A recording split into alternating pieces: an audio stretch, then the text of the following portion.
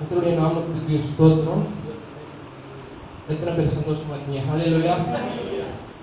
பெண்கள் சைடில் தான் ஒரே கூட்டமாக வந்திருக்காங்க. ஆண்கள் சைடில் வந்ததுலேருந்து 3 பேர் இருக்காங்க. நம்ம சபைக்கு மிகப்பெரிய வெட்கமாக இருக்கிறது. கடந்த முறை செய்தி கொடுக்கும்போது மிகவும் ஆவிக்குரிய ரீதியில் பிரயோஜனப்பட்டு நிறைய பேர் வந்து சாட்சியெல்லாம் சொன்னீங்க.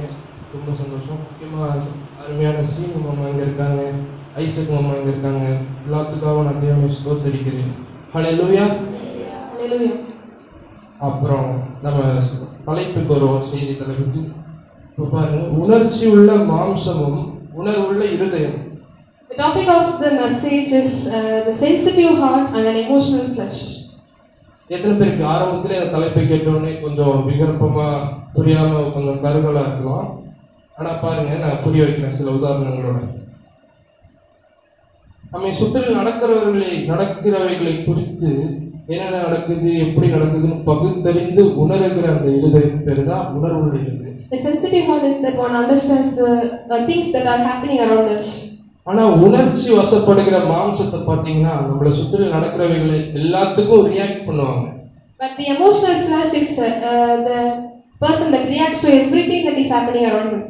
யாராவது சும்மா யதார்த்தமா பேசினா கூட அவங்களுக்கு கோபம் வரும். உணர்ச்சி உள்ள மாம்சத்துக்கு The emotional flesh will get angry for anything that the persons that are doing around him. உணர்ச்சியுள்ள மாம்சத்துக்கு தன்னை விட்டு கொடுக்கிறவன் பார்த்தீங்கன்னா எப்போதும் சுயநலமாக சிந்திக்கிறவனா இருப்பான். The emotional flesh will be always selfish. உணர்ச்சியுள்ள மாம்சத்துக்கு விட்டு கொடுக்கிறவன் தேவனை மறக்கிறான். The emotional flesh always forgets God. ஆனா உணர்வுள்ள இருதயம் உள்ளவனையோ தேவன் நினைக்கிறார். But the sensitive heart will always remembers God and God remembers sensitive heart. Hallelujah. Hallelujah. இப்ப ரோமர் 21ல கடைசி பகுதியை நம்ம வாசிக்கலாம். Romans chapter 21 last verse. உணர்வில்லாத அவர்களுடைய இருதயம் இருளடைந்தது என்று சொல்லி இருக்கிறது. அந்த வசனத்துல பார்த்தீங்கன்னா உணர்வில்லைன்னா அங்க ஒரு தெளிவு இருக்காது, ஒரு வெளிச்சம் இருக்காது. ஃபுல்லா தடுமாற்றமும் இருளும் மட்டும்தான் இருக்கும். Romans chapter 1 verse 21. ஒரு வாசிக்கலாம் இந்த பகுதியை. அவர்கள் தேவனை அறிந்தும் அவரை தேவனென்று மகிமைப்படுத்தாமலும் ஸ்தோத்திரியாமலும் இருந்து தங்கள் சிந்தனைகளினாலே வீணரானார்கள். உணர்வில்லாத அவர்களுடைய இருதயம் இருளடைந்தது. உணர்வில்லாத அவர்களுடைய இருதயம் இருளடைந்தது. Their foolish heart was darkened. அப்ப பாருங்க, உணர்வு இருதயத்துல இல்லைன்னா ஆட்டோமேட்டிக்கா மாம்சத்துல உணர்ச்சி ஸ்டார்ட் ஆயிடும். If the heart has no sensitiveness, then the flesh will be emotional automatically. நமக்குள்ள மாம்சத்தின் உணர்ச்சி இருக்குதா அல்லது இருதயத்தின் உணர்வு இருக்குதா நம்ம தான் ஆராய்ந்து நம்மளை சீர்திருத்திக்கணும். Does our heart has sensitiveness or our flesh has emotions? So we have to think about it. அப்ப பாருங்க, உணர்வில்லாத இருதயத்தை பார்த்தீங்கன்னா ஒரு ரூம்குள்ள லைட் ஆஃப் பண்ணிட்டு ஒரு மனுஷனை நடக்க சொன்னா எப்படி அவர் தடுமாறுவனும், இதெல்லாம் போய் கொஞ்சம் முட்டிப்பானோ, அந்த மாதிரி வலிகளையும் காயங்களையும் அடிகளையும் மட்டுமே விளைவாக கொண்டிருக்கிறது. An emotional flesh will always get wounds and pains when it will go inside a lightless room. ஆனா இந்த வசனத்தை படிக்கும்போது இன்னொரு விஷயம் நமக்கு மறைமுகமா நமக்கு தெரிகிறது. உணர்வுள்ள இருதயம் வெளிச்சமா இருக்கும் என்று நமக்கு தெளிவா தெரியும். So through this verse we could understand one thing also, that a sensitive heart will be always in light. பாருங்க, உணர்வுள்ள இருதயம் வெளிச்சத்தினால இருக்கிறதுனால மிகவும் தெளிவா இருக்கும். சுற்றில் உள்ள எல்லா பொருட்களையும் ஆராய்ந்து நிதானித்து அதற்கு ஏற்றவாறு நடந்து கொள்ளும். The sensitive heart will always be in light, so it understands everything that is happening around it. வெளியே செல்லும் போது கூட சுற்றில் நடக்கிறவர்கள் நம்மள்கிட்ட எப்படி பேசுறாங்க அப்படிங்கிறத பொறுத்து இந்த இடத்துல எப்படி இருக்கணும், இவங்க மாம்சத்தினால் செயல்படுறாங்களா எப்படின்னு ஆராய்ந்து அதற்கேற்ற மாதிரி அவர்களை உருவாக்குகிற இருதயம் உணர்வுள்ள இருதயம். A sensitive heart will always understand the situation that is happening around it and will be aware that how to behave ourselves. 1 கொரிந்தியர் 2:15 வாசிக்கிறோம். ஆவிக்குரியவன் எல்லாவற்றையும் நிதானித்து அறிகிறான். 1 Corinthians 2:15. The spiritual man judges all things. அப்ப பாருங்க, ஆவிக்குரியவன் சமாதானத்துக்கு ஏற்றவைகளை பேசுகிறான். இப்ப நம்ம உணர்ச்சி வசப்படுகிற மாம்சத்தை எடுத்துட்டோம்னா அவன் இப்பதான் வீட்டுக்குள்ள வருவான். வீட்டுக்குள்ள அவ்வளவு நேரம் சந்தோஷமா இருக்கவங்க எல்லாரும் அவனை பார்த்தோன்னே ஒரு துக்கமயம், ஒரு சமாதான குலைச்சல் தோன்றும். The person with the emotional flesh comes inside the house, even there is happiness. After he will come, the happiness will be shattered. இப்பதான் பிரதர் வந்தான், ஆனா பிசாசை பார்த்தா அவனை பார்க்க தேவையில்ல, அவனை பார்த்தா பிசாசை பார்க்க தேவையில்லைங்கிற அளவுக்கு ஒரு உணர்ச்சியுள்ள மாம்சத்தினால கோபப்படுகிறவனா இருப்பான். The person with an emotional flesh will always be compared with the devil. That much angriness he will be. தனக்காக எதை வேணுமானாலும் செய்கிறவன் இந்த உணர்ச்சி வசப்படுகிறவன். He will be doing whatever he wants and whatever that is for his selfishness. ஒரு சுய மையம் கொண்டவனாய் வாழ்கிறான். He kept himself as a center of focus. பாருங்க, உணர்ச்சி வசப்படுகிற மனுஷன்கிட்ட நீங்க பேசும்போது நீங்க பார்த்திருக்கலாம், எதை குறிச்சுமே யோசிக்க மாட்டான். தான் பேசுவது எதை குறித்தும் யோசிக்க மாட்டான். தன்னை ஒன்று காயப்படுத்துற மாதிரி இருந்தா அதுக்கு உடனடியாக பதில் காயம் செய்வான். A person with an emotional heart will always hurt others that are around him. இதுதான் உணர்ச்சி வசப்படுகிற மாம்சத்தின் அடையாளம். So these are the symbols for the emotional flesh. வேதத்தில் நாம் பேதுருவை பார்க்கிறோம், தேவனுடைய சீசனாய் இருந்தவன். So we are looking into Peter, that is a disciple of Jesus Christ. அவன் பாருங்க, ஏதோ ஒரு முக்கியமான சம்பவம் நடந்துச்சுனாலே நமக்கு தெரியும், இந்த இடத்துல பேதுரு ஏதோ பேச போறான், ஏதோ பண்ண போறான். நமக்கு always Peter will be speaking something when he is with Jesus. தனக்கு எதெல்லாம் தோணுச்சோ அது எல்லாத்தையுமே பேதுரு பேசுறான். Whatever he thinks of, he will speak out. இயேசுவிடம் கூட நிறைய கடிந்து கொள்ளுதலை திட்டு வாங்குறதெல்லாம் வாங்கியிருக்கான், நமக்கு நல்லா தெரியும். Even Jesus Christ quoted Peter nicely, that we all know very well. பாருங்க, ஒரு இடத்துல எலியாவும் மோசேவும் தேவனுக்கு இயேசுவோடு பேசுகிறவர்களாக காணப்படுகிறார்கள். அந்த இடத்துல கூடாரம் போற அளவுக்கு உணர்ச்சி வசப்படுறான் பேதுரு. Once Peter and when Moses and Elijah came with Jesus Christ, Peter was that much effort he put, and he said to Jesus Christ to put a tent around them and to stay there. ஆனா அந்த இடத்துல பாருங்க, பொதுவாகவே நமக்கு தலைவர்கள்லாம் நல்லாவே நமக்கு தெரியும். தலைவர்கள் உணர்வுள்ளவர்களா இருப்பாங்க, தொண்டர்கள் தான் கொஞ்சம் டென்ஷன் பார்ட்டிகளா இருப்பாங்க, உணர்ச்சி வசப்படுகிறவர்களா இருப்பாங்க. Always the leader will be so sensitive, but the followers will always do something very emotional. இதுக்கு உதாரணமா நம்ம பார்த்தோம்னா, சவுல் ஒரு கெபிக்குள்ள இருக்கும்போது தாவீது போறான். உள்ள போய் இந்த உணர்வுள்ள இதனுடைய எக்ஸாம்பிள் நான் சொல்ற பாருங்க. உள்ள போய் சால்வை அறுத்து கொண்டான் என்ற வசனம் இருக்கு. அறுத்து கொண்டது நிமித்தம் மனது அடித்து கொண்டிருந்ததுன்னு நம்ம பார்க்கணும். So, for example, David went inside the cave of Saul and he just cut the shawl of Saul, and for that his heart was beating. கொலை செய்யல, ஆனா கொலை செஞ்சது போலவே ஒரு மனசுக்குள்ள ஒரு படபடப்பு. He didn't kill, but he just his heart was beating like he killed him. அந்த கெபில இருந்து வெளில வரும்போது நீங்க அந்த சம்பவத்தை கொஞ்சம் கற்பனை பண்ணி பாருங்க. எல்லாம் தாவீதுடைய தொண்டர்கள் எல்லாம், ஆமா தாவீது சவுலை கொலை செஞ்சுட்டான் அப்படிங்கிற ஒரு உணர்வோட பார்த்தாங்க. ஏன்னா அந்த மூஞ்சில அப்படி ஒரு படபடப்பு, ஒரு வேர்வை. The followers of David thought that David killed Saul. That much fear was in the face of David. அப்ப பாருங்க எவ்வளவு உணர்வுள்ளவனா இருந்திருக்கிறான் தாவீது. David was that much sensitive.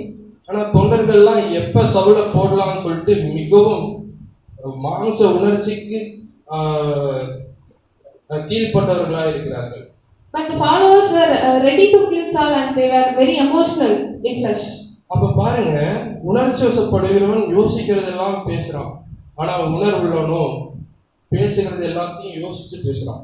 A sensitive heart person will always be thinking what he is speaking, but the emotional flesh person will never think about that. ஒரு சில வருடங்களுக்கு முன்னாடி என்னுடைய அக்கா ஊர்ல ஒரு ஸ்டேட்டஸ், வாட்ஸ்அப் ஸ்டேட்டஸ் வச்சிருந்தாங்க. நான் படிக்கிறேன் பாருங்க. I don't mind what I speak, but I speak my mind. நான் என்னெல்லாம் பேசுறேன்னு யோசிக்க மாட்டேன், ஆனா நான் யோசிக்கிறதெல்லாம் பேசுவேன். இதுதான் உணர்ச்சி வசப்படுகிற மாம்சத்தினுடைய சுபாவம். So this is the character of the emotional flesh. பாருங்க, இது நம்ம நல்லா புரிந்து கொள்ளும் போதே உணர்ச்சி வசப்படுகிறவனுக்கும் உணர்வுள்ள இதயம் உள்ளவனுக்கும் ஒரு வித்தியாசம் நமக்கு நல்லாவே புரியும். When we understand this well, we come to know about the difference between the emotional flesh and the sensitive heart. எத்தனை பேருக்கு இப்ப புரியுது உணர்ச்சிக்கும் உணர்வுக்கும்? ஹalleluya. Hallelujah. ஆமென். இப்ப யாக்கோபு 1:19 நம்ம வாசிக்கிறோம். ஒரு வாசிங்க.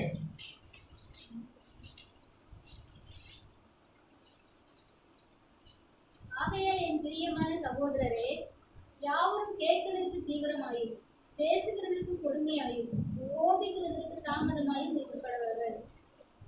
பாருங்க, பேசுகிறதுக்கு பொறுமையா இருக்க கடவோம். ஹalleluya. ஆமென். slow to speak. பாருங்க 2 சாமுவேல் 16வது அதிகாரத்துல சீமேயி என்கிறதான ஒரு மனுஷன் வருகிறான். தாவீதை தூஷித்து கொண்டே கற்களை எரிந்து கொண்டே முன்னாடி வந்துட்டு இருக்கான். ஆனா பாருங்க தாவீது அதுக்கு எப்படி ரியாக்ட் பண்றாங்கிறது நீங்க பாருங்க. புரிந்து கொள்ளுகிற மனுஷனாய் அந்த காரியத்தை எப்படி கையாளுவது, அந்த சூழ்நிலையை எப்படி கையாளுவது என்று அறிந்திருக்கிறான். அவ்வளவு செல்வாக்கு இருந்தும், எவ்வளவு பெரிய ராஜாவா இருந்தும் இப்படி ஒரு மனுஷன் தூஷிக்கும் போது பதில் ரியாக்ட் பண்ணாம எப்படி அவன் தேவனுக்கு உத்தமமாய் உணர்வுள்ளவனாய் தன்னை காத்துக் கொள்கிறான் என்பதை நாம் பார்க்கிறோம்.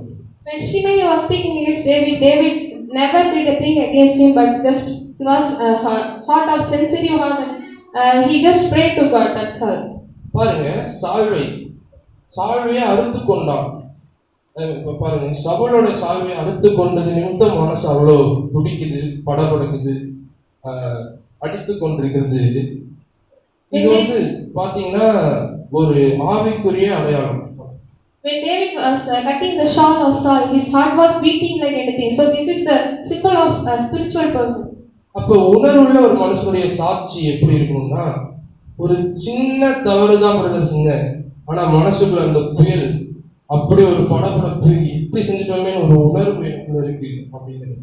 A symptom of a spiritual person is to have a guilty consciousness even doing a small sin. அப்ப நான் பெரிய வார்த்தைலாம் எனக்கு முன்னாடி இருக்கவனை பார்த்து பேசல, நான் பேசின அந்த சின்ன வார்த்தை அவனையே பாதிப்புக்குள்ளாகல, ஆனா என்ன அது பாதிச்சிருச்சு, நான் அப்படி பேசிட்டேனுங்கிற ஒரு உணர்வு எனக்குள்ள இருந்துச்சு. I said only a small thing, but it didn't affect him, but it affected me. So that much spiritual person. அப்ப தேவன் இதுக்கு ஒரு சொல்யூஷன் கொடுக்கிறாரு. கொஞ்ச நேரம் சைலன்ஸ், கொஞ்ச நேரம் அமைதியா இருந்தா அந்த சிச்சுவேஷனை நம்ம தாண்டிடலாம், ஆண்டவருக்குள்ள நமக்கு உண்டான சமாதானத்தை நம்ம காத்துக்கொள்ளலாம் அப்படிங்கிறாரு. Here God gives us a solution to be patient and to be silent for a small moment, and this will bring us peace. பாருங்க உணர்ச்சி வசப்படுகிற மாம்சத்திற்குரியவங்க நம்ம நிறைய உலகத்துல இருக்காங்கன்னு நம்ம பாக்குறோம். அவங்க வந்து பிறர் காயப்படுவதை குறித்து யோசிக்கவே மாட்டாங்க, தனக்கு வாயில வருகிறது எல்லாத்தையும் பேசுறாங்க. A person with an emotional person will always speak whatever they want, and they will never care about others' hurtness. அப்ப பாருங்க உணர்ச்சி வசப்படுகிறவன் பிறரை உடைக்கிறான், அதே நேரத்துல உணர்வுள்ளவனும் அந்த பேசும்போது எதிர்த்து பேசாம எப்படி இவனால நான் இப்படி பேசுறேன் இவன் எப்படா தாங்கிட்டு இருக்கான்னு பார்த்தா அவன் உணர்வு உள்ளவன் உருவாக்குகிறான் பிறரை. So a person with an emotional flesh always breaks others, but the person with a sensitive heart builds others by their character. அப்ப few minutes silence can make a difference. ஒரு சிறிது நேர அமைதி ஒரு பெரிய மாற்றத்தை ஏற்படுத்தும். அப்ப பாருங்க உணர்வுள்ளவன் சற்று கடினமாய் பேசிவிட்டாலும் பிற்பாடு மிகவும் தன் மனம் நொந்து தான் செய்ததற்காக மனஸ்தாபப்படுவான். A person with a sensitive heart will always have the guilty consciousness for the words that they spoken. அப்ப உணர்ச்சி வசப்படுகிற மனுஷன் என்ன செய்யறான்னு பாத்தீங்கன்னா மேலும் தன்னுடைய மனதை கடினப்படுத்தி கொண்டு மீண்டும் காயப்படுத்துவான். But the person with the emotional flesh will always harden their mind and again hurts others. அப்ப நம்ம இப்ப நான் சொன்ன இந்த 2 பாயிண்ட்ஸ்ல உங்களுக்கு 2 வார்த்தை இருக்கு, மனஸ்தாபம், மனக்கடினம் என்கிறதெல்லாம் வார்த்தை. There were 2 terms, and that was guilty consciousness and the hardness of mind. இந்த 2 காரியங்களும் அப்படியே உணர்ச்சியுள்ள மாம்சத்துக்கும் உணர்வுள்ள இதயத்துக்கும் தொடர்புடையது. So these both are in connection with the sensitive heart and the emotional flesh. இந்த 2 காரியங்கள் பத்தி நாம கொஞ்சம் தியானிப்போம். So we are going to meditate on these 2 terms. பாருங்க இந்த 2 காரியங்கள் மனஸ்தாபமும் மனக்கடினமும் உணர்வுள்ள இதயத்தையும் உணர்ச்சியுள்ள மாம்சத்தையும் பிரிக்கிறதா இருக்கிறது. So this guilty consciousness and this hardness of mind just keeps the difference between the emotional heart and the sensitive heart. அப்ப சீக்கிரமா உங்களுக்கு ஒரு உதாரணம் சொல்லணும்னா பேதுரு பாருங்க, தான் செய்தது பெரிய தவறா இருந்தாலும் மனம் கசந்து அழுது மனஸ்தாபப்பட்டான். Even Peter did a big mistake, for that he had the guilty consciousness and he wept badly. ஆனா யூதாசு மனக்கடினப்படுத்தி கொண்டு காட்டி கொடுத்து விட்டான் இயேசுவை. But Judas hardened his mind and just betrayed Jesus Christ. புரியுதா? உணர்வுள்ள இதயமும் உணர்ச்சியுள்ள மாம்சமும் உங்களுக்கு நல்லா இதுலயே தெரிஞ்சிருக்கும். Now I think you all understood what is the difference between these 2 terms. யோசுவா புத்தகத்துல நம்ம வாசிக்கிறோம், ஆகானும் ராகாபும் ஒரே காலத்துல வாழ்ந்த பரிசுத்தவான்கள். In Joshua we read that Ahan and Rahab was of the same period. பாருங்க ஆகான் பாருங்க அந்த காலத்துல வாழ்றான், மன கடினப்பட்ட பரிசுத்தவானா இருந்தான். Achan was a hardened mind saint. ஆனா அதே நேரத்துல ராகாப பாருங்க, மனஸ்தாபப்பட்ட ஒரு பாவி. But Rahab has a guilty consciousness even though she is a sinner. பாருங்க, நாம் செய்யறது மிகப்பெரிய தவறுன்னு தெரிந்தும் தன் சுயத்தின்படி, மாம்ச இச்சைகளின்படி, உணர்ச்சிகளின்படி அந்த பொருட்கள் எல்லாம் கொள்ளையிட்டான். That Achan knows what he is doing is very wrong, but still he steal everything from that. அது நம்ம என்னென்ன பொருட்கள் எல்லாம் சொல்லி நம்ம 7வது அதிகாரம் 21வது வசனத்துல நம்ம வாசிக்கிறோம். We can see all of those things in 7th chapter of Joshua. அப்ப நமக்கு ஒண்ணு தெளிவா தெரியுது, ஆகான் உணர்ச்சிக்கு வசப்பட்டவன். So this we could understand clearly that Achan is an emotional flesh person. மாம்ச உணர்ச்சிகளுக்கு தன்னை விட்டு கொடுத்தவன் ஆகான். He gave himself up to the emotions of the flesh. சரி, இப்ப ராகாபுக்கு வருவோம். ராகாபுக்கு வேசி என்று சொல்லி அநேக இடங்கள்ல பைபிள்ல குறிப்பிடுகிறது. So Rahab was a prostitute mentioned in the Bible. ஆனா பாருங்க, மனஸ்தாபப்படுகிறாள், மனம் திரும்புகிறாள், இஸ்ரவேலர்கள் கூட்டத்தில் சேர்த்துக் கொள்ளப்படுகிறாள். But she got the consciousness of guiltiness and she repented and she come into the part of Israel. தேவனுடைய வல்லமை தெரிந்தவுடனே வந்த 2 இஸ்ரவேலர்களை தன் பக்கமாய் சேர்த்து கொண்டு அவளும் தப்பினாள். அவள் So she knows about the power of God and she gave others, those who came from the Israelites, shelter and she repented. அப்ப பாருங்க, ராகாப் இயேசுனுடைய வம்ச வரலாற்றிலேயே இடம் பிடிக்கக்கூடிய அளவுக்கு ஒரு பெரிய மகிமையை தேவன் தந்தார். Rahab She got the glorious privilege to be the part in the genealogy of Jesus Christ. அப்ப நம்ம பார்க்கிறோம், மத்தேயு 1வது அதிகாரத்துல ராகாப்ங்கிற பேர் வரதே ஒரு பெரிய மகிமை. ஆமென். Amen. தேவனுடைய வம்ச வரலாறு இருக்கு. மத்தேயு 1வது அதிகாரத்துல நம்ம பார்ப்போம். In Matthew chapter 1 we could see the genealogy of Jesus Christ and in that the name Rahab was mentioned. அப்ப யோசுவாவின் காலத்துல பாத்தீங்கன்னா எல்லாம் பரிசுத்தவான்களா இஸ்ரவேலர்கள் எல்லாம் வாழ்ந்த அந்த காலம். In the period of Joshua, the Israelites were very holy and they were saints. அப்படி நானும் ஒரு பரிசுத்தவான்தான் சொல்லிட்டு ஒரு போர்வைக்குள்ள வாழ்ந்தவன் தான் ஆகான். Achan kept himself inside the blanket of holiness. அப்ப பாருங்க, ஒரு பரிசுத்தவான்குள்ள வர மனக்கடினத்தை விட ஒரு பாவிக்குள்ள வர மனஸ்தாபம் தான் மிகப்பெரிய அருமையானது. So the guilty consciousness that is in the sinner is more than the emotional flesh person. பாருங்க, மாம்ச உணர்ச்சிகளுக்கு தன்னை விட்டு கொடுத்து விழுந்து போனான் ஆகான். So Achan gave himself to the emotions of the flesh and he fell down. அப்ப நம்ம வேதத்தை படித்து பார்த்தோம் என்றால் ஆகான் அதற்கு முன்பதாக எந்த பாவமுமே செய்ததாக எழுதப்படவில்லை. The Bible we could see Achan never did a sin before that day. அப்ப ராகாப் அதுக்கு பின்னதாக எந்த பாவமே செய்ததாக வேதத்தில் எழுதப்படவில்லை. Again Rahab didn't do any sin after that incident. Hallelujah. Hallelujah. எவ்வளவு பெரிய மகிமை பாருங்க, தேவன் நமக்கு தரார் மனஸ்தாபப்படுகிறது நிமித்தம். அப்ப பாருங்க, உணர்வுள்ள இருதயம் உள்ளவன் தான் செய்கிற சிறிய பாவமா இருந்தாலும் மனதை அவனுக்கு அடித்துக் கொள்ளுது. So a person with a sensitive heart gets a guilty consciousness for even a single small sin he is doing. தனக்குள்ள இருக்க சமாதானத்தை, தனக்குள்ள இருக்க நிம்மதியை அவன் தொலைத்து விடுகிறான். He loses all the peace that is in him and he just became a peaceless person. அப்ப எவ்வளவு பெரிய மனக்கசப்பு, மனஸ்தாபம் வருதுன்னு நீங்க பாருங்க. So here bitterness came inside of his heart. பாருங்க, அப்ப நான் ஒரு சின்ன தப்பு செஞ்சுட்டேன், இந்த பாவம் பெருசா இருந்தாலும் பரவாயில்ல, ஆனா அன்னைக்கு நைட் எனக்கு தூக்கமே வரல அப்படின்னு சொன்னா நம்ம உணர்வுள்ள இருதயம் உள்ளவர்கள். That night would be a sleepless night for the person with a sensitive heart. இருக்கா? எல்லாத்துக்கும் நமக்குலாம் உணர்வுள்ள இருக்கு. ஹல்லேலூயா. Hallelujah. அப்ப பாருங்க, இதுதான் தேவன் நம்மள்ட்ட எதிர்பார்க்கிறார். So this is the thing that God expects from us. அப்ப பாருங்க, உணர்வுள்ள மாம்சம் எத்தனை முறை விழுந்தாலும் மீண்டும் விழுவதற்கு ஏதுவாக தன்னுடைய மனதை மிகவும் கடினப்படுத்திக் கொள்கிறது. A person with an emotional flesh will always fall down in the same sin. நான் தான் முன்னாடி இந்த பாவத்தை செஞ்சிருக்கேனே, இது எனக்கு புதுசு இல்லையே, நான் திரும்ப இதை செய்வேன், இதுதான் நான் ஒன்றும் பெரிய பரிசுத்தவான்லாம் இல்லைன்னு சொல்லிட்டு அறிக்கை எடுக்கிறது.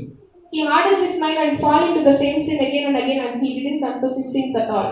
ஆனா தேவன் சொல்றாரு, நான் உன்னை பார்க்கல, நான் உன்னோட கடந்த காலத்தை பார்க்கல, உன்னோட நிகழ்காலத்தை தான் நான் பார்த்துட்டு இருக்கேன், விழுந்துராத, நீ ஜாக்கிரதையா இரு என்று சொல்லி தேவன் சொல்கிறார். But God says that I never see your past, but I just want you to be holy in the present. ஒரு அருமையான இங்கிலீஷ் கோட் ஒன்று நான் கடந்து வந்தேன். அது எப்படி சொல்லுதுன்னா, you are not who you think you are who God says you are. நீங்கள் உங்களை என்னவாக நினைக்கிறீர்களோ அது நீங்கள் கிடையாது, ஆனால் ஆண்டவர் உங்களை என்னவென்று சொல்கிறாரோ அதுவே நீங்களாக இருக்கிறீர்கள். ஹalleluya. ஹalleluya. ஆமென். இதான் நம்ம பார்க்கிறோம் 2 கொரிந்தியர் 5:21 நாம் தேவனுக்குள், நாம் கிறிஸ்துவுக்குள் தேவனுடைய நீதியாய் இருக்கிறோம் என்று சொல்லி நாம் வாசிக்கிறோம். ஹalleluya. ஹalleluya. எவ்வளவு பெரிய பாக்கியம் பாருங்க. தேவன் நமக்காக சிலுவையில எல்லா பாவங்களையும், செய்யக்கூடிய பாவங்கள், செய்ய போகிறது, மற்ற எல்லாவற்றையும் மன்னித்து விட்டார். பாருங்க எவ்வளவு புரிந்து கொள்ள முடியாத ஒரு பாக்கியம். God has forgiven all of our sins that we are going to do, that we are doing at present and everything. He is such a wonderful God for us. அப்ப நம்ம ஒரு முறையோ பல முறையோ விழுந்ததினால் மீண்டும் விழுவது பெரிய வித்தியாசத்தை உண்டு பண்ணுவதில்லை என்று சொல்லி மீண்டும் மீண்டும் விழுந்து போகும் விசுவாசிகள் அந்த காலத்துல அதிகமா இருக்கிறாங்க. So the verse, nowadays believers are like every time they will do the same sin and they will fall again and again. God has no records of sin. He sees no past of you. ஆண்டவரிடத்துல பாவத்தை குறித்த எந்த ஒரு பதிவுகளும் கிடையாது, அவர் எல்லாவற்றையும் அழித்து விட்டார். அப்ப அடுத்த முறையாவது என் மகள் விழுந்துடாம இதுல இருந்து மீண்டு வருவானா, அந்த உணர்வுல இது வருமான்னு சொல்லி ஆண்டவர் ஏங்கி தவிக்கிற தேவனா இருக்கிறார். But God expects us to have the sensitive heart and to repent from all of our sins of the past. அப்ப எவ்வளவு அன்புள்ள தேவனை நாம் கொண்டிருக்கிறோம் பாருங்க இந்த உலகத்துல. ஆமென். Amen. So we are having such a wonderful and loving God. அப்ப இந்த உணர்வுள்ள இருதயம் எப்படி நமக்குள்ள வரணும் அப்படின்னு சொல்லி நம்ம ஆசைப்பட்டோம்னா, தேவனோடு உள்ள தனித்த உறவின் பொழுது மட்டுமே நமக்கு உணர்வுள்ள இருதயம் அருளப்படுகிறது. The sensitive heart will receive by a person only when he is in the personal relationship with God. யோபு 32:8 வாசிப்போம். Job chapter 32 verse 8. ஆனாலும் மனுஷரில் ஒரு ஆவி உண்டு, சர்வ வல்லவருடைய சுவாசமே அவர்களை உணர்வுள்ளவர்கள் ஆக்கும். ஹalleluya. Hallelujah. எவ்வளவு பெரிய வசனம் பாருங்க. இது உணர்வு என்பது நம்மளுடைய மாம்சத்திலேயோ நம்ம முயற்சி செய்து வரக்கூடிய ஒன்று அல்ல. கர்த்தருடைய பரிசுத்த ஆவியானவரே நமக்கு கொடுக்கக்கூடிய ஒன்று. ஹalleluya. Hallelujah. The understanding will not come from ourselves, but it will come from the breath of Almighty. அப்ப ஆவியில் நிரம்பி ஜெபிக்கிற ஒரு அனுபவம் நமக்கு தேவைப்படுகிறது. So we need the experience of filled by the Holy Spirit to pray. அதே நேரத்துல உணர்ச்சி வசப்படுகிற மாம்சத்துக்குரியவன் பார்த்தீங்கன்னா, அவனுக்குள்ள இருக்க ஒரு சின்ன பிடிவாதம் அந்த வீட்டுல இருக்க எல்லா சமாதானத்தையும் கெடுக்கும். And the person with the emotional heart, emotional flesh will be shattering all the peace around him in his house. அதே நேரத்துல உணர்வுள்ள மனுஷனுடைய ஒரு சின்ன விட்டு கொடுத்தல் அந்த வீட்டுல எவ்வளவு பெரிய பிரச்சனை இருந்தாலும் அதை நிர்மூலமாக்கு. And a person with a sensitive heart brings peace inside of his house by his character and behavior. அப்ப ஏன்டா தேவன் உணர்ச்சியுள்ள மாம்சத்தெல்லாம் இன்னும் உலகத்துல வச்சிருக்காருன்னு கேட்டீங்கன்னா, இப்போ நான் ஒரு அழகான ஒரு கோட் படிச்சு அதை நான் உங்களுக்கு சொல்றேன் பாருங்க. தமக்கு ஏமாற்றத்தை கொடுக்கும் ஒருவனுக்கு மேலும் மேலும் வாய்ப்புகளை கொடுத்து அவனிடமிருந்து மாற்றத்தை எதிர்பார்க்க அவரால் மட்டுமே முடியும். ஹalleluya. Hallelujah. Amen. Only God could expect from the person who always cheating him to change from his past to a new present. அப்ப அவர் நம்மள்ட்ட எதிர்பார்க்கிறது எல்லாமே மாற்றம் மாற்றம் மாற்றம். ஆனா நம்ம அவருக்கு கொடுக்கறதுலாம் ஏமாற்றம். So he always expects us to change, but we always giving him deception always. அப்ப ஏசாயா 11:2 வாசிக்கிறோம், ஞானத்தையும் உணர்வையும் அருளும் ஆவி என்று சொல்லி துவங்கி எடுத்து வாசிக்கிறோம். In Isaiah we could read that the spirit that gives wisdom and sense. அப்ப பாருங்க, உணர்வுள்ள இருதயம் பொதுநலம் உள்ளது. A person with a sensitive heart will always look after the goodness of others. நம்மை குறித்து யோசிக்க மாட்டோம். நமக்குள்ள உணர்வுள்ள ஒரு இதயம் இருக்கும்போது பிறரை குறித்து யோசிப்போம், புரிந்து கொள்வோம். ஹalleluya. Hallelujah. We always think about others when we have a spiritual and a sensitive heart, but not always others about us. நான் முன்பே சொன்னது போல சுயநலம் கொண்டவன் உணர்ச்சி வசப்படுகிற மனுஷன். As I said before, the selfish man will always be emotional. அவன் எப்போதும் தான் வாழணும்னா 1000 பேர் செத்தாலும் பரவாயில்லடா நான் வாழ்வேன், அப்படி கொண்டுட்டாவது வாழ்வேன்னு சொல்லிட்டு துடிக்கிற மனுஷன். A person with an emotional flesh will always be ready to kill others to live by himself. நம்ம ஏரோதை பார்க்கிறோம். மத்தேயு 2வது அதிகாரத்துல நம்ம பார்க்கிறோம், தனக்கு ஒரு ஆபத்து வருது, தான் இடத்த ஒருத்தன் பிடிக்க வரான், பிறந்துட்டான்னு யாரை வேணா எத்தனை பேர்த்த வேணா கொள்ற அளவுக்கு அவருடைய மாம்சம் துடிக்கிறது. We could see Herod and he just killed everyone. We know that in Matthew chapter 2 we could read that Herod was ready to kill everyone just to live by himself.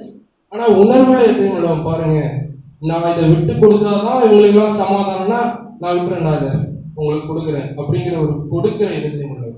But a person with a sensitive heart always will be ready to give whatever he has to others and for the goodness of others.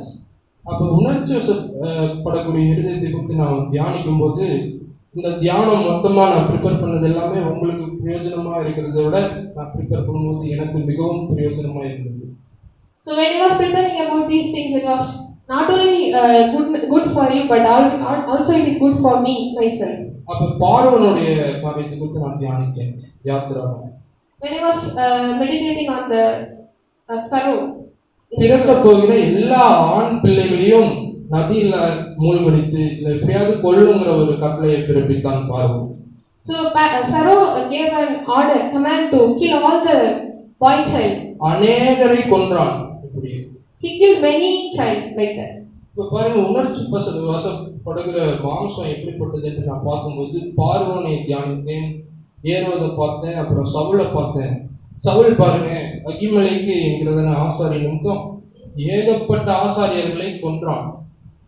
Yeah, 3 persons, Herod and Pharaoh and Saul. When Saul, I was meditating on Saul, he killed many priests of God just because one priest. அப்ப பாருங்க, தான் ஒருத்தன் ஒரு பாதிப்பு எனக்கு வரக்கூடாதுன்னா நான் எத்தனை பேர்த்தவனா பாதிப்படைய செய்வேன் என்ற ஒரு உணர்வு இவங்களுக்குள்ள இருந்து. So they were having a selfish thought that others should be killed and they should live. இப்போ உணர்வுள்ளவன் ஒருவனாகிலும் உண்டா என்று சொல்லி நான் பார்க்கும்போது இயேசு கிறிஸ்துவை மட்டுமே பார்த்தேன். So Jesus Christ was the only person who had the sensitive heart. பாருங்க, எல்லா விதத்திலும் உணர்வுள்ளவராய் வாழ்ந்த ஒரே தெய்வம் நம்முடைய தெய்வம். ஹல்லேலூயா. Hallelujah. He is the only person who lives with a sensitive heart in every aspect. எல்லாரும் நீங்க தூங்கிட்டு இருப்பது போல தெரிகிறது. கொஞ்சம் உற்சாகமா இருந்தாதான் பேசுறவங்களுக்கு ஒரு பலன் இருக்கும். ஹல்லேலூயா. ஆமென். இப்ப பாருங்க, தேவனை குறித்து நான் வாசிக்கும்போது ஒரு வசனம் அழகா இருந்தது. மத்தேயு 26:28 வசனம்.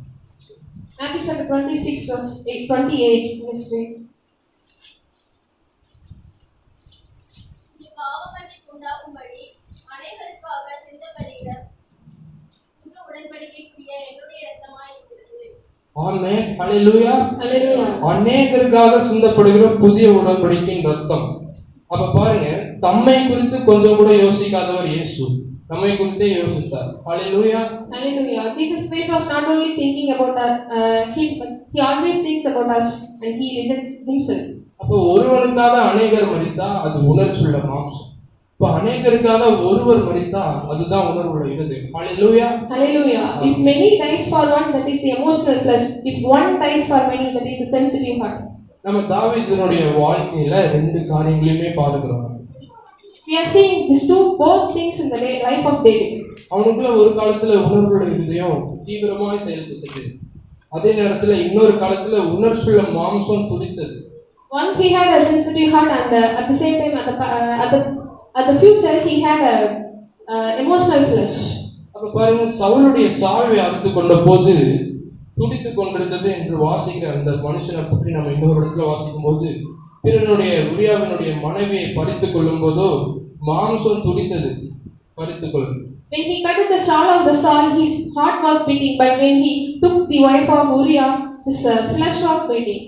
தான் வயிற்றுல ஒரு பசி, அதுக்கு இன்னொருத்தனோட ஆட்டுக்குட்டி தான் பிடிச்சு சாப்பிடுறாங்க. When he got hungry, he just steal other persons. அப்ப பாருங்க, சால்வையை பிடித்து அறுத்து கொண்ட விஷயத்துல தாவீதுடைய உணர்வுள்ள இதயம் காணப்படுகிறது. அதே நேரத்துல உரியாவின் மனைவியின் விஷயத்துல தாவீதின் மாம்சம் பறித்துக்கொள்ள துடித்தது.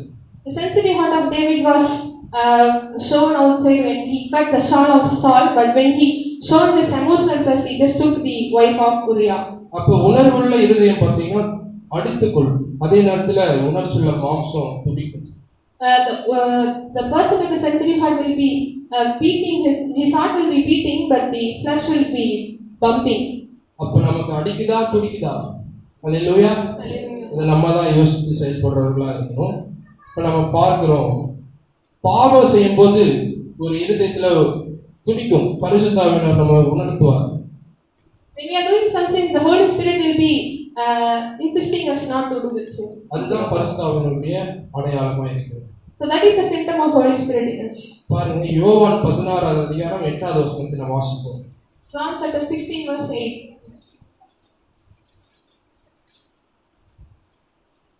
அவர்கள் பாவத்தை குறித்தும் நீதியை குறித்தும் நியாயத்தை குறித்தும் உலகத்தை கண்டுள்ளார். கண்டித்து உணர்த்துவார் என்று சொல்லி அந்த வசனம் முடியுது. கண்டித்துங்கும் போது மாம்ச உணர்ச்சிகளை கண்டித்து வெளியேற்றி உணர்த்துவார் அப்படின்னு சொல்லும் போது இருதயத்தில் ஒரு வெளிச்சத்தை உணர்வுள்ள இருதயத்தை நமக்குள்ள புகுத்துவார். ஹல்லேலூயா. Hallelujah. அப்ப பாருங்க எவ்வளவு ஆழத்தை இது கொண்டு இருக்கு பாருங்க.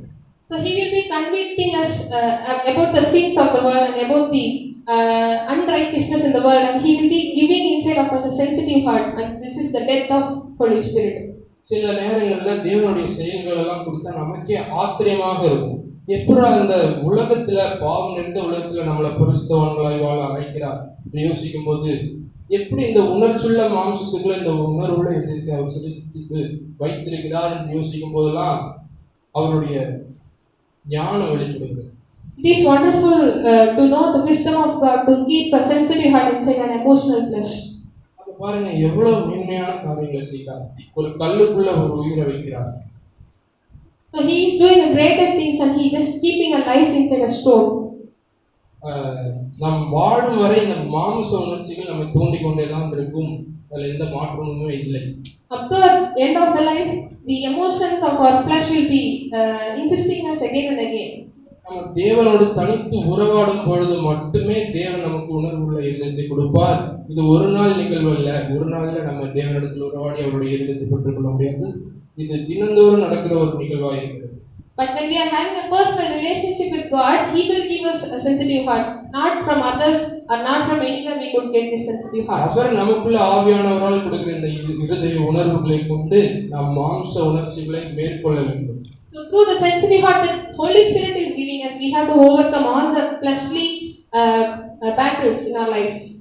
அப்ப பாருங்க நமக்குள்ள இருக்கிறது உணர்வுள்ள இருதயமா உணர்ச்சி உள்ள மாம்சமா என்று கேட்டால் ரெண்டுமே இருக்கிறது.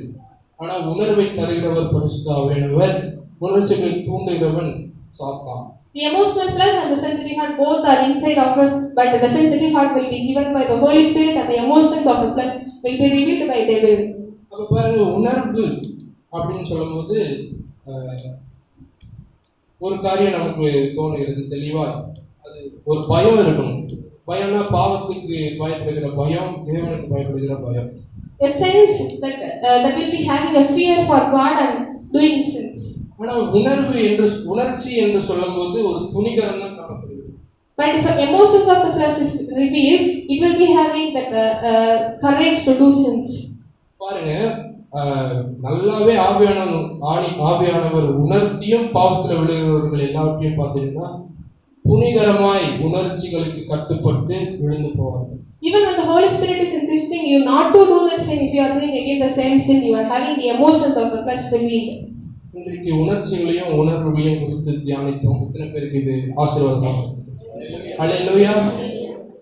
வெற்றிகரமான கிறிஸ்தவ வாழ்க்கைக்கு உணர்ச்சி வசப்படும் மாம்சம் அல்ல, உணர்வுள்ள இருதயமே நமக்கு மிகவும் அவசியம். ஆமென். Amen. To live a successful Christian life, we don't need any emotions of the flesh, but we need the sensitive heart from Holy Spirit.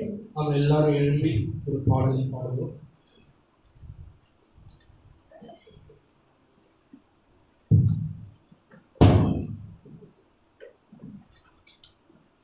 அப்படியே கண்களை மூடுவோம். கண்களை மூடி அப்படியே ஒரு பாடலை பாடி ஆண்டவர்கள் கேட்ட வார்த்தைகளுக்காக நன்றி செலுத்தலாமா?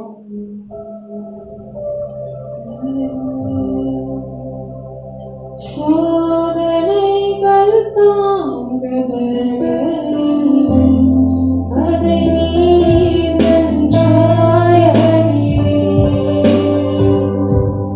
சோதனைகள் தாங்கவில்லை,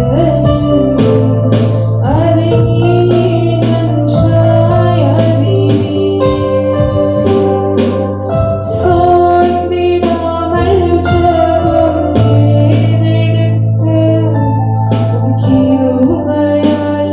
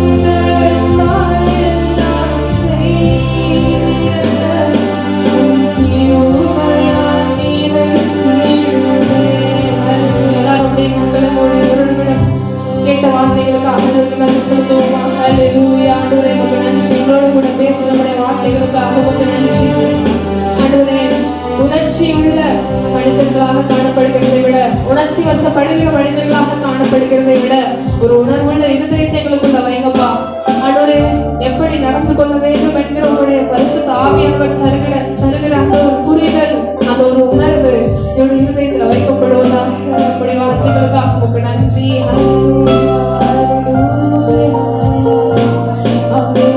நன்றி நன்றி நன்றி. எங்கள் ஒவ்வொருவருக்குள்ளாகவும் அப்பா உங்களுடைய உணர்வுள்ள இருதயம் வைக்கப்படுவதாக. ஆண்டவரே, உங்களிடத்துல காணப்பட்ட அந்த உணர்வுள்ள இருதயம், நீர் இந்த உலகத்துல வாழும்போது எங்களுக்கு காண்பித்து போன அந்த உணர்வுள்ள இருதயத்தின் அனுபவம் எங்கள் ஒவ்வொருவருக்குள்ளாகவும் காணப்படுத்தும். ஆண்டவரே, இந்த உலகத்திற்கு ஏற்ற உணர்ச்சி வசப்படுகிற மனிதர்களாக அல்ல ஆண்டவரே, அப்பா உமக்கு ஏற்ற இந்த உலகத்துல பாவம் இல்லாமல் வாழ்வதற்காக அழைக்கப்பட்ட எங்களுக்கு உங்களுடைய உணர்வுள்ள இருதயத்தை கொடுங்க ஆண்டவரே. அப்பா பகுத்தறியல் கூடிய அந்த ஒரு அப்பா அண்டர்ஸ்டாண்டிங், அந்த ஒரு விஸ்டம், அப்பா அந்த ஒரு புரிதல், அப்பா அதை எங்களுக்கு நீ தரும்படியாய் ஜெபிக்கிறோம். உங்களுடைய உணர்வு எங்களுக்குள்ளாக காணப்படுத்தும். பாவத்தை செய்வதற்கு ஏற்ற அந்த பயம், அப்பா கர்த்தருக்கு பயப்படுகிற அந்த பயம் எங்கள் ஒவ்வொருவருக்குள்ளாகவும் காணப்படுத்தும். அப்பா விழுந்து விழுந்து எழுகிற அனுபவம் இல்லை ஆண்டவரே. அப்பா ஒரு முறை விழுந்தாலும் மீண்டும் எழுந்து நின்று உமக்காக வாழக்கூடிய அப்பா அந்த உணர்வுள்ள இருதயத்தை உங்களுக்குள்ள வைக்கும்படியாய் ஜெபிக்கிறோம். ஹல்லேலூயா. கேட்ட வார்த்தைகளுக்காக எல்லாரும் கரங்களை தட்டி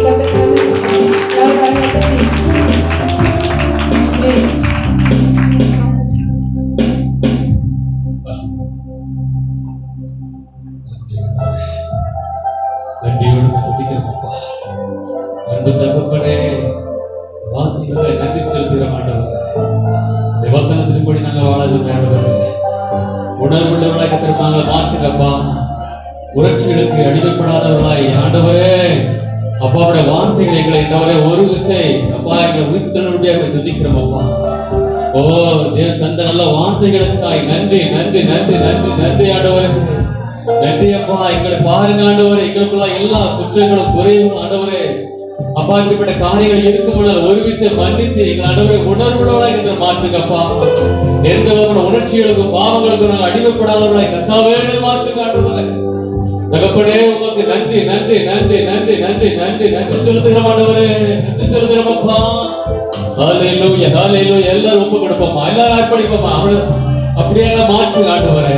ஒரு உணர்வுள்ளவர்களாய் எங்களை மாற்றுங்கப்பா. தகப்பனே, உலகத்தின் காரியங்களுக்கு உணர்ச்சிகளுக்கும் எங்களை தகப்பனே அப்பா அடிமைப்படாதவர்களாக, பிசாசுக்கு அடிமைப்படாதவர்களாக, பிசாசுக்கு இடம் கொடுக்காதவர்களாக கர்த்தருக்கு பரிசுத்தமாய் வாழத்தக்கதாக எங்களை அர்ப்பணிக்கிற தகப்பனே. ஹல்லேலூயா ஹல்லேலூயா ஹல்லேலூயா. நன்றி ஆண்டவரே, நன்றி ஆண்டவரே. உம்மை துதிக்கிறோம் ஆண்டவரே.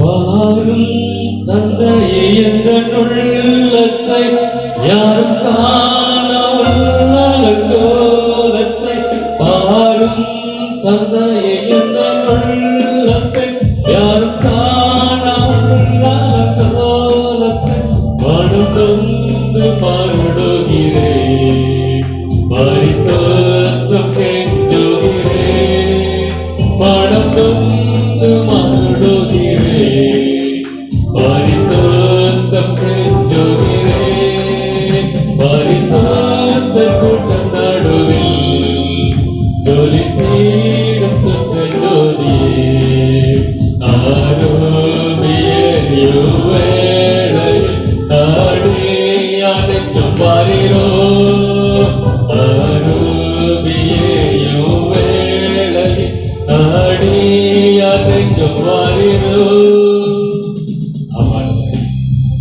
பரிசுத்தரப்பா, போல பரிசுத்தராய் மாற்றுங்க ஆண்டவரே.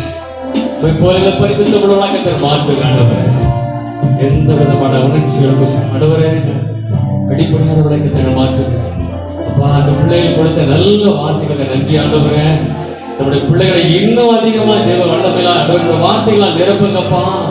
தகப்பனே, இன்னும் பல கிருபைகளை தாங்க ஆண்டவர். அநேக ஜாதிகளுக்கு நம்முடைய பிள்ளை ஆண்டவர் எடுத்து பயன்படுத்தத்தக்கதாய் ஆண்டவர் அப்பா. ஆண்டவரே, நீங்க ஆசீர்வதிக்க முடியாமல் துதிக்கிற ஆண்டவரே.